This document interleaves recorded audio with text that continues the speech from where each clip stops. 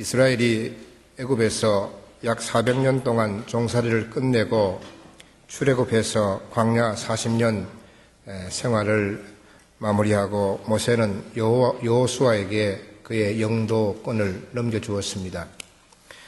모세의 뒤를 이은 여호수아는 가나안 땅을 정복하기 시작했습니다. 그러나 여호수아의 가나안 정복 전쟁은 자신의 지략과 그리고 이스라엘의 군사력으로 진행된 것이 아니고 순전히 하나님의 계획과 그리고 능력으로 이루어졌습니다. 가나안 땅에 있는 주요 성읍들을 정복한 여호수아는 다음으로 가나안 땅을 12지파에게 나누어 주었습니다. 각 지파별로 땅을 분배한 후에 여호수아는 죽음을 앞두고 이스라엘 백성들에게 이렇게 유언합니다. 여호와를 경외하며 온전함과 진실함으로 그를 섬기라. 우상들을 다 치워버리고 오직 여호와만 섬기라. 그렇게 했습니다. 그리고 여호수아는 죽었습니다.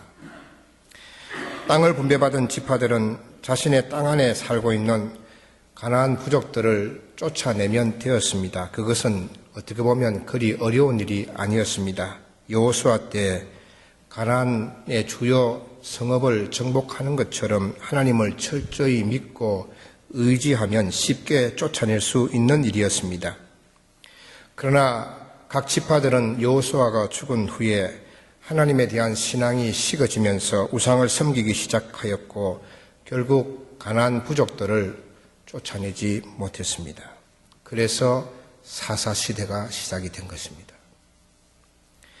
여러분, 사사시대는 암울한 시대입니다. 어두운 시대입니다. 영적으로 도덕적으로 타락한 시대였습니다. 어떻게 보면 역사에 등장하지 않을 수 있었던 그러한 시대가 바로 사사시대였습니다. 이스라엘이 여호수아가 죽기 전에 그렇게 유언했던 그 말씀대로 우상을 섬기지 않고 하나님만 온전히 그렇게 섬겼다고 한다면 다시 있어서는 안 되는 그러한 시대가 사사시대였습니다. 결코 경험할 필요가 없었던 고통과 심판의 시대가 사사시대입니다. 그 기간이 결코 짧지 않습니다. 약 350년 동안 지속된 것을 볼 수가 있습니다. 350년 동안의 그 역사에 나타난 특징이 있다고 한다면 일정한 사이클로 죄의 악순환이 계속되는 것이었습니다. 이스라엘이 범죄합니다. 그러면 하나님께서 가나안 부족이나 주변의 나라들을 도구로 이스라엘을 공격하고 또 이스라엘은 그들의 종이 됩니다. 노예가 됩니다. 노예로 수년간 살다가 고통을 참지 못하고 하나님께 간구하면 그때 하나님께서 사사를 세우셔서 이스라엘을 구원하셨습니다. 구원받으면 이스라엘 백성들은 수년간 평안하게 살다가 또 범죄하고 노예가 되고 간구하면 하나님께서 사사를 세우셔서 구원하십니다. 이것이 한 번도 바뀌지 않고 계속 반복되는 것입니다. 이것이 사사시대입니다. 하나님께서 세우시는 사사는 히브리 말로 쇼페트, 중재하는 자, 재판을 담당하는 자란 뜻입니다. 재판관이란 뜻이죠. 이들은 하나님의 부름을 받아서 억압받고 있는 이스라엘 백성들을 지배하는 부족들이나 나라들로부터 이스라엘 백성들을 구원해냈습니다. 성경에 나오는 사사는 13명입니다. 첫 번째 사사가 온니엘이고 마지막 사사는 사무엘입니다. 사무엘은 선지자요 또한 제사장이면서 사사였습니다. 그 사무엘이 제사장의 역할이 컸기 때문에 사사라고 우리는 잘 생각하지 못합니다. 그러나 이 사무엘이 사사입니다. 아무튼 사사기에 나오는 사사는 12명입니다. 이 사사는 백성들의 선출이나 세습에 의해서가 아니라 하나님의 부르심에 의해서 세움을 받았습니다. 그리고 이들은 결점이 상당히 많은 사람들이었습니다. 기드온은 겁쟁이였고 입다는 기생의 아들이었고 그는 깡패였습니다. 삼손은 여자관계가 아주 복잡한 사람이었습니다. 하나님은 인간적으로 결점이 많은 이들에게 성령을 부으셔서 하나님의 일을 하게 한 것입니다. 이스라엘을 구원하게 하신 것입니다. 오늘 우리가 읽은 말씀의 주인공은 두 번째 사사 에훗이십니다. 12절에 보면 이스라엘 자손이 또 여호와의 목전에 악을 행하니라 또입니다. 예전에 했던 것을 반복할 때 우리는 또 다시라고 하죠. 이스라엘은 예전에 악을 행한 것처럼 또 악을 행한 것입니다. 그러자 하나님께서 그 주변에 있는 모압 왕 에글론을 강하게 만들었습니다. 그리고 이스라엘을 대적하게 한 것입니다.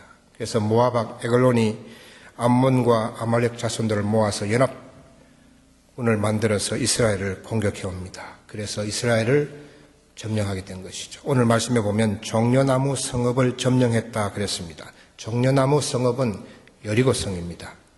여리고가 종려나무가 많기 때문에 종려나무 성읍이라고 그랬는데 여리고 성을 정복한 것이죠. 그래서 이스라엘 자손들이 모압의 지배를 받고 18년 동안 모압 왕 에글론을 섬기게 되었습니다. 18년이란 긴 세월 동안 이스라엘이 압제를 받았으니 그 얼마나 고통이 심했겠습니까? 이스라엘 자손이 더 이상 참다 못해서 여호와께 부르짖었습니다. 하나님, 우리를 좀 살려주십시오. 그러자 하나님께서 에훗이라는 사사를 세웠습니다. 그래서 이 에훗은 사사로 부름을 받아서 어떻게 하면 이 모압으로부터 해방받을 수 있을까? 구원받을 수 있을까? 그래서 그는 생각하기를 제일 먼저 모압 왕 에글론을 죽여야 되겠다고 생각했습니다. 그래서 에글론에게 사람들과 함께 조공을 바치러 갔다가 조공을 가지고 온 같은 동료들을 먼저 보내고 나서 왕에게 말합니다. 왕이여, 제가 은밀한 일을 왕에게 아랠 일이 있습니다. 왕이 주변에 있는 사람들 다 물리치자 에훗이 왕에게 들어가서 미리 준비한 칼로 왕을 죽였습니다. 죽인 후에 에훗이 도망해서 에브라임 산지에 나팔을 불자 그때까지 대기하고 있던 이스라엘 군인들이 에훗을 따라가서 모압 사람 약 10,000명을 죽이고 승리했습니다. 모압으로부터 해방된 것입니다. 구원된 것입니다. 에훗이 하나님의 능력으로 이스라엘을 모압으로부터 구원하였고 그 이후에 이스라엘은 80년 동안 전쟁 없이 평안하게 살 수 있게 되었습니다. 에훗이라는 한 사람을 통해서 이스라엘 자손이 18년의 억압에서 해방되었고 에훗 이후에 80년 동안 전쟁이 없이 평안하게 된 것입니다. 여러분, 에훗은 어떤 사람입니까? 오늘 15절 중간에 보면 그는 베냐민 사람 게라의 아들 왼손잡이 에훗이라 하였습니다. 그는 베냐민 자손이고 아버지가 게라이고 그는 왼손잡이입니다. 이것이 그의 프로필입니다. 에훗은 왼손잡이입니다. 오늘날 왼손잡이라고 해서 자기 프로필에다가 나는 왼손잡이다라고 그렇게 기록하는 사람은 없습니다. 오른손잡이든지 왼손잡이든지 그것이 한 개인에게 어떻게 보면 특기할 만한 사항은 아닙니다. 나는 왼손잡이요 하면서 알릴 만한 사항은 아닌 것입니다. 그런데 사사 에훗을 오늘 소개할 때에 성경은 그 이름 앞에 왼손잡이라고 하는 것을 기록했습니다. 뭔가 의미가 있는 것 같고 중요하게 생각이 됩니다. 여러분, 에훗은 베냐민 지파 사람입니다. 베냐민이라고 하는 이름은 그 뜻이 벤야민입니다. 벤과 야민의 합성어입니다. 벤은 아들이란 뜻입니다. 야민은 오른손이란 뜻입니다.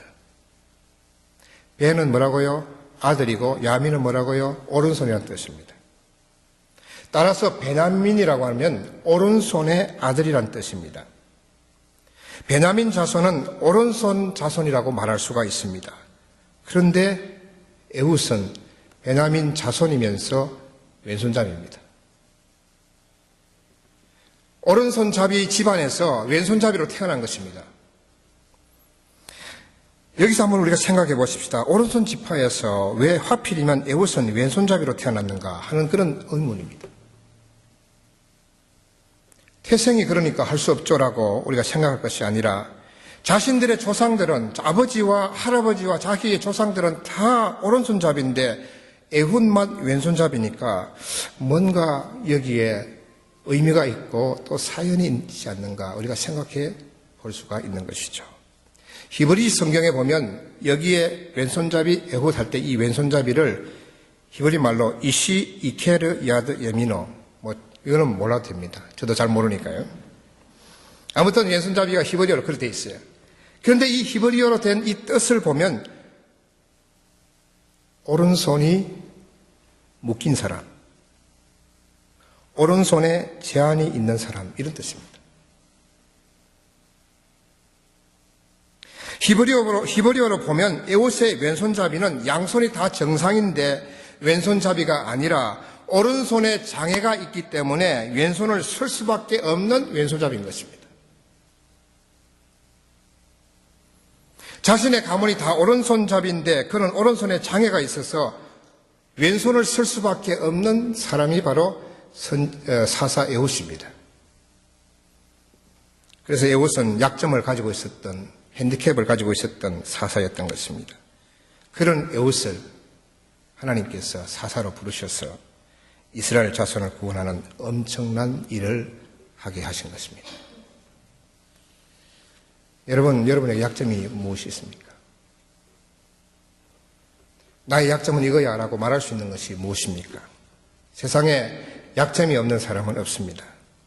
그런데 하나님은 그 약점을 허락하시고 그 약점을 가진 사람을 하나님의 일꾼으로 사용하신다는 것입니다. 여러분, 왜 하나님은 우리를 온전한 사람으로 만드시지 않고 우리에게 약점을 허락하셨을까요? 여러분, 바울에게 약점이 있었습니다. 그 약점은 육체의 질병입니다. 무슨 병이 있는지 확실히 알 수는 없지만 바울은 그 병을 육체의 가시라고 그랬습니다. 사탄의 사자라고 했습니다. 그러면서 바울은 하나님께서 왜 자기에게 그런 육체의 가시를 주셨을까? 그것은 자만하지 않게 하기 위해서라고 그렇게 말하고 있습니다. 여러분, 하나님께서 우리에게 온전한 약점 없는 강점만 있는 사람으로 우리를 만들지 않으시고 수많은 약점을 우리에게 허락하신 이유는 첫째는 자만하지 않기 위해서입니다. 교만하지 않기 위해서입니다. 여러분, 바울은 정말 대단한 사람이죠. 그는 언제든지 교만할 수 있는 자질과 재능과 지식이 풍부한 사람이었습니다. 바울과 같은 사도는 없습니다.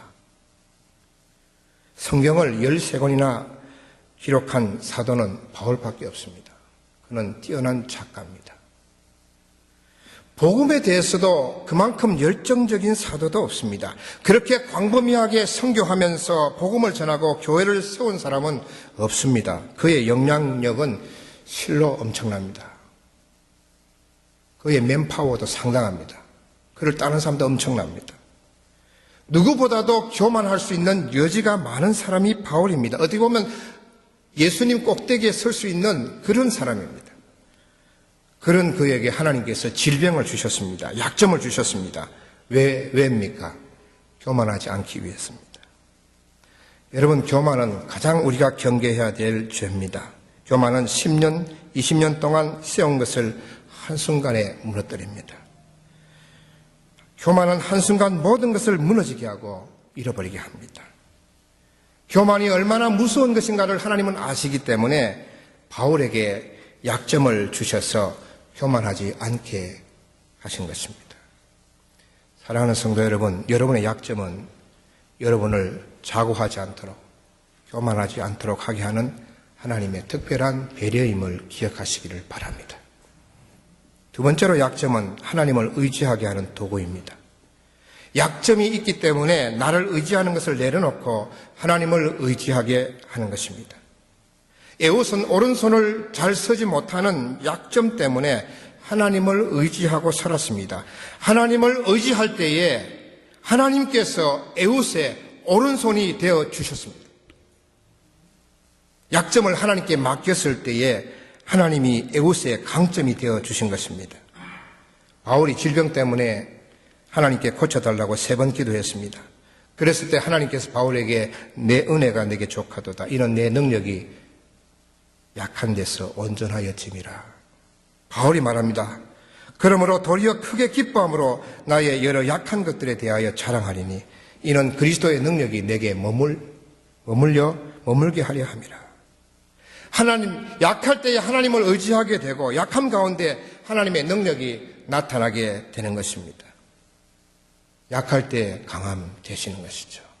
약할 때 강함 대신에 나의 보배가 되신 주 나의 모든 것. 약할 때 주님이 나의 오른손이 되어주시는 것입니다. 내가 약할 때에 주님이 나의 강함이 되어주시는 것입니다. 사랑하는 성도 여러분, 여러분의 약점을 통해서 하나님의 능력이 나타날 줄로 믿습니다. 세 번째로 약점은 하나님이 사용하시는 도구가 됩니다. 사사 에훗이 이스라엘 자손을 모압으로부터 구원하는 길은 먼저 모압 왕을 죽여야 되겠다라고 생각을 했습니다. 잘 생각한 것이죠. 그래서 모압 왕을 죽이려고 계획을 세웠습니다. 조공을 바치려고 모압 왕을 찾아와서 조공을 들고 온 사람을 먼저 보내고 왕에게 은밀한 일을 말하겠다고 하자 왕은 스스럼없이 자기 주변에 있는 자기를 지키는 사람들을 다 내보내버렸습니다. 왕이 자기를 지키는 그런 병사들도 다 내보내버렸어요. 자기 침실에 자기 사무실에 있는 군인들 다 내보냈습니다. 어떻게 그렇게 할 수 있겠습니까? 여러분 이해가 됩니까? 그것도 적의 나라에 사람이 와서 조공을 바치려고, 그리고 은밀한 일을 이야기한다고 해서 자기 군사들 다 물려버릴 수가 있겠습니까? 이해가 안 되는 부분이죠. 우리가 생각할 수 있는 것은, 첫째는 왕이 그 에훗을 신뢰했다고 볼 수 있습니다. 두 번째는 그가 장애를 가지고 있는 사람이기 때문에 왕이 생각할 때 네가 오른손을 못 쓰는데 나를 죽일 수 있겠나, 그렇게 생각했을 것입니다. 그래서 이 에훗의 장애, 즉 약점이 모압 왕을 방심하게 했고, 에훗의 그 약점이 모압 왕을 죽이는데 성공할 수 있게 했던 것입니다. 여러분, 만약에 에훗이 사지백체가 강건한 사람이었다고 한다면 왕이 주변 사람까지 물리치지 않았을 것입니다. 그래서 너가 장애인인데 굳이 너하고 내하고 1대1로 붙어도 내가 이길 수 있다, 이렇게 생각하고 방심하고 주변 사람들 다 물리친 것이죠. 에훗의 약점이 하나님의 일을 하는데 도구가 될 수 있었던 것입니다. 여러분, 우리의 약점이, 우리의 결점이 하나님의 일을 하는 도구가 될 수가 있습니다. 여러분 잘 아시는 환희 제인 크로스비 여사를 아시죠? 태어난 지 6개월 되었을 때에 눈에 병이 있어서 병원을 찾았다가 의사의 실수로 실명을 해버렸습니다. 그리고 95세까지 그녀가 한 것은 찬송가를 작사하는 것입니다. 9,000편 이상의 찬송가를 작사했습니다. 정말 인생에 어떻게 보면 절망할 수밖에 없는 큰 약점을 가졌지만 하나님은 그녀의 약점을 통해서 하나님의 크신 일을 했습니다. 그녀는 일어나자마자 찬송가를 작사하기 시작했습니다. 일어나서 누울 때까지, 잘 때까지 그녀가 하는 일은 오직 찬송가를 작사하는 것이었습니다. 여러분, 우리가 즐겨 부르는 찬송가의 많은 수가 크로스비 여사가 작사한 것입니다. 예수로 나의 구주 삼고 성령과 비로소 거듭나니 나의 영원하신 기업, 오 놀라운 구세주 예수 내 주, 주의 음성을 내가 듣니 사랑한단 말일세. 나의 갈 길 다가도록 예수 인도하시니. 이런 정말 어떻게 보면 주옥 같은 찬송가를 작사했습니다. 여러분, 크로스비 여사가 장애인이 되지 않았다고 한다면 이렇게 많은 훌륭한 찬송가를 어떻게 작사할 수 있었겠습니까? 하나님은 그녀의 약점을 도구로 하나님의 일을 하신 것입니다. 여러분이 가지고 있는 그 약점을 통해서 하나님은 일하실 것입니다. 여러분의 약점이 무엇입니까? 약점 가운데 고칠 수 있는 것이 있고 고칠 수 없는 것이 있을 것입니다. 고칠 수 있는 것은 고쳐야 됩니다. 고칠 수 있는 것까지 하나님 이것을 사용하십시오, 그건 사용하지 않습니다. 고칠 수 있는 것은 고치셔야 됩니다. 그러나 고칠 수 없는 것이라고 한다면 그것을 내가 받아들여야 됩니다. 수용해야 됩니다. 받아들이지 못하면, 그것을 수용하지 못하면 평생 열등감 속에 살아가게 됩니다.